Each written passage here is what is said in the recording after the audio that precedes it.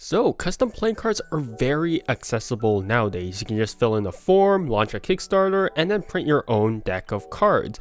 And for the longest time, well, one company in particular has dominated the market. I'm talking about USPCC. But recently, there has been a change. People are no longer actually actively printing at USPCC.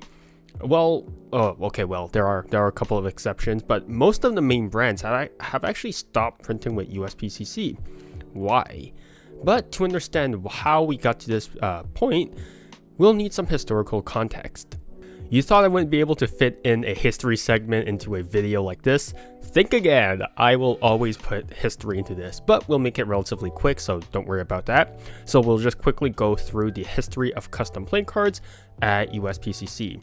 So I believe that the first time that USPCC has printed a deck for a smaller institution or for an individual rather than for a company was actually for Difetta Magic, and that's a magic shop down in Italy.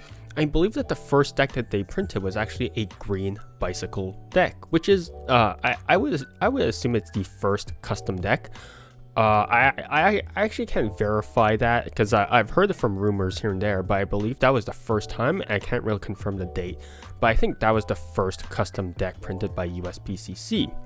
In 2004, Illusionist printed the Black Tiger playing cards. That was the first, edgy, cool black bicycle deck that they created, and they limited it to 5,000 decks, and it sold out within the first 96 hours.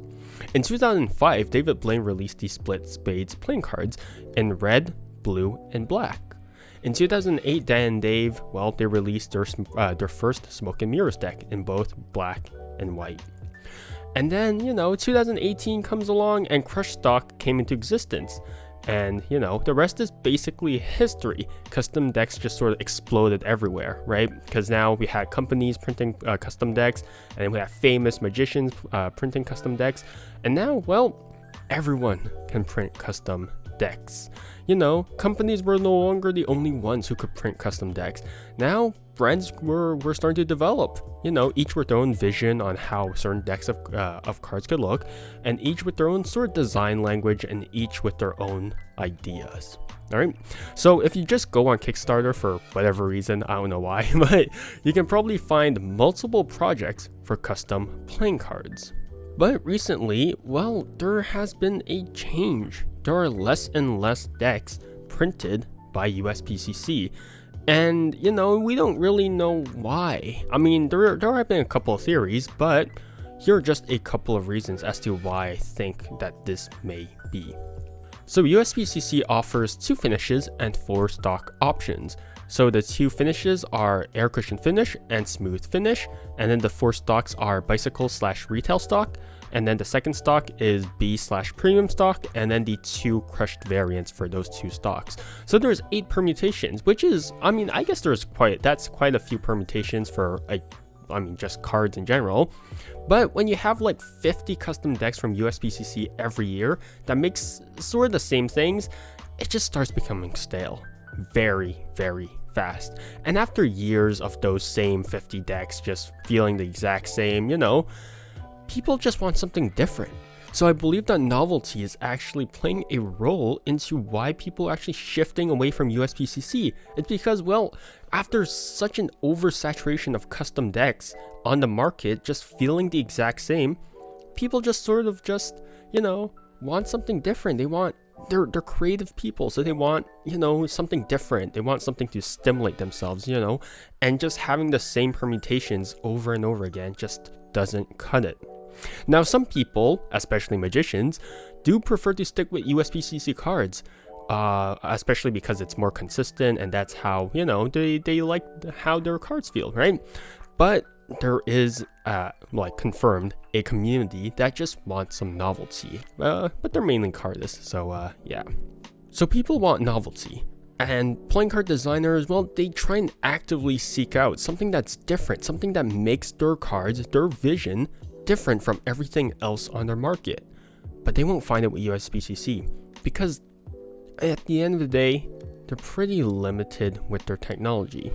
It was only recently that USPCC could actually do true holographic foil, Before that, they actually just printed like a rainbow like printing underneath of their cards, and then they just slapped a layer of silver foil on top, so that made it seem like it's somewhat iridescent, somewhat like holographic, but it's not true holographic foil.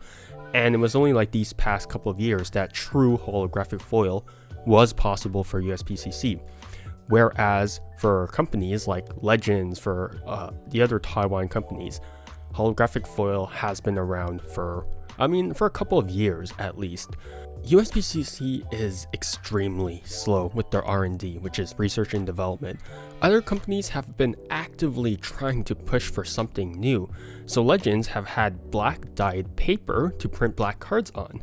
So if you don't know, they actually soak in the dye into their playing cards to make them black, which is, I think, a really cool process.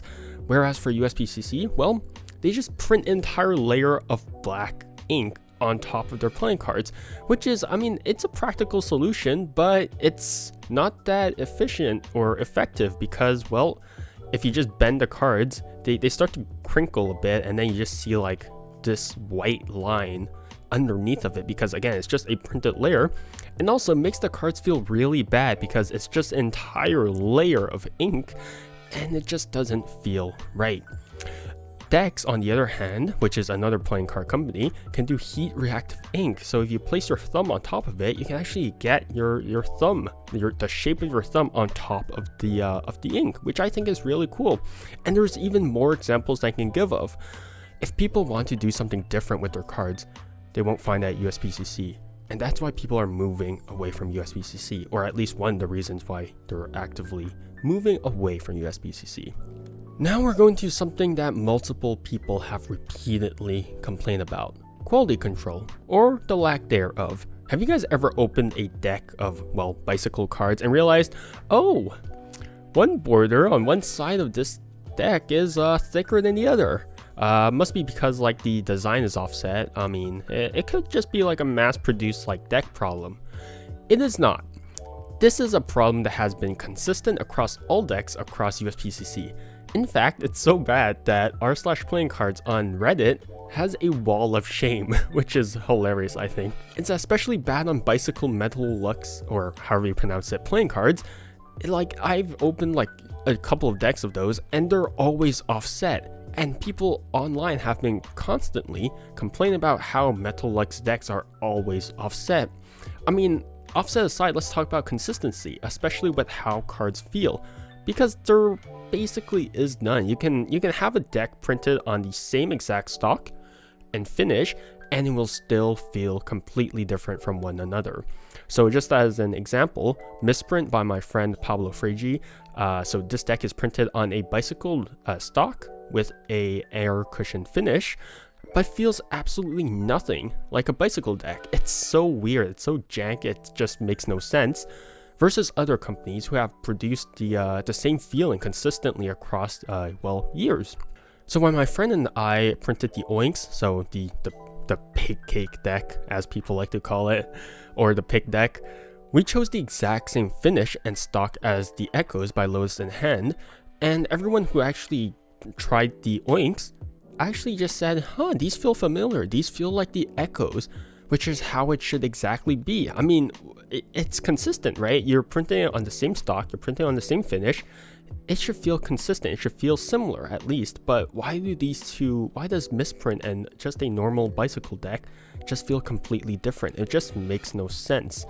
So, quality control is heavily lacking with USPCC, and I believe that plays a factor into why people are choosing other companies over them. Even decks like Fontaine cards and Dealer Script, they have custom decks printed by USPCC, and, well, they're offset, which is annoying. Printing a deck is not cheap, so you expect a somewhat decent quality control. So my friend recently printed a deck at USPCC and costed him roughly $4,000 USD for 1,000 decks. Then this is not even accounting for shipping and for whatnot, right? Packaging. So this is just the decks at USPCC. In 2022, the minimum order for crush stock went from 1,500 to 2,500. Recently, while I was talking with someone from over another brand, which I'm not going to talk about because I don't know if they gave me confirmation to say this or say their name, but recently they have increased the minimum order for their normal uncrushed stock to 2,500. So before it was 1,000 and now it's also 2,500. So both normal uncrushed stock and a crushed stock is also 2,500. So prices at USPCC are only going to keep climbing. Printers in the other parts of the world are cheaper, not significantly, but any bit just sort of makes a difference. Now I know for a fact that Murphy's has a deal with USPCC, so USPCC can ship decks to Murphy's for wholesale without any like additional shipping costs. So shipping would be where you would take a hit if you actually choose other companies, but you are also paying for consistency. You're also paying for, well, their R&D cost, which is good for everyone who's involved with printing cards. So even if it's going to be the same price anyways, why wouldn't people go for the option with more quality control, right? So overall, USPCC, they're just going to keep increasing prices, and for the lackluster quality control, it's just not worth it, I feel, for a lot of brands, and that's why I think that they're sort of shying away from USPCC.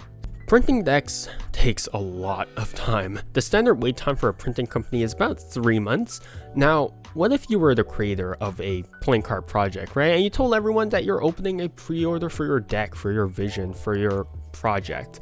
And then suddenly, that wait time for the deck that the company gave you, which was around 3 months, well, that wait time becomes extended by a week, and then 2 weeks, and then it suddenly becomes an entire month. So not only would you, well, the customer to the printing company, be frustrated by all of these delays, but your customers, the customers to your brand, would also be frustrated after waiting a quarter of the year. Well, now they're going to have to wait even longer. These delays are not just one-off things. These delays are regular. I mean, I've had I've seen so many stories of brands just complaining about like, oh man, USPCC keeps delaying my brand, my projects, and it's just so annoying. I've heard so many stories of brands who need to change or hold off on releases just because, well, there has just been constant delays, and these delays have been pretty consistent. Like if you go on Kickstarter and you go on like the updates tab for any project printed by USPCC, you'll most likely see, hey, our project has been delayed by like this and this time, and and this doesn't just apply to like smaller brands as well. Like even mainstream brands, they get constantly delayed as well. And for what? Well, we never really get a reason why. I mean, we know that USPCC prints a lot of decks, right?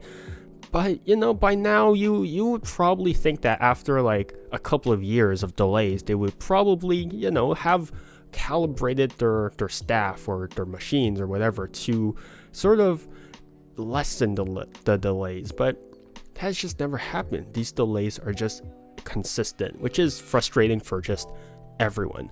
So imagine that many brands just aren't printing with them anymore because the delays are just so frustrating for them and for their customers. Honestly, who knows why brands are actually shifting away from USPCC? Maybe the market is just too oversaturated that, making cards isn't as profitable anymore, so brands have to look for cheaper alternatives. Or maybe it's just all of the reasons combined above. Regardless, USPCC does have real quality control issues, and it is really late to other playing card printing technologies and does have really big delay issues. So regardless of why people are shying away from USPCC or staying at USPCC, it's undeniable that, well, USPCC has its own set of issues to deal with, and we as customers or whatever have to deal with it, especially for the quality control issues, for the delays, and for everything else, right? So, I mean, I don't want to end this video on a bad note, so it is undeniable for a fact that USPCC, as much as we try and crap on it throughout this entire video, is a leader in playing card technologies. And even if we hold them accountable for anything, I mean, it's fine, I think, because competition will only, or feedback will only push them to do better. And at the end of the day, if you really do enjoy, well, USPCC playing cards and how they feel and how, and regardless of that, then just go ahead and print it. Don't let me or anyone else tell you otherwise. If you do enjoy these cards or their cards, then go ahead, right? I hold no power over you. So just do what you want, and If you like their cards, then go ahead. But I mainly made this video because, people,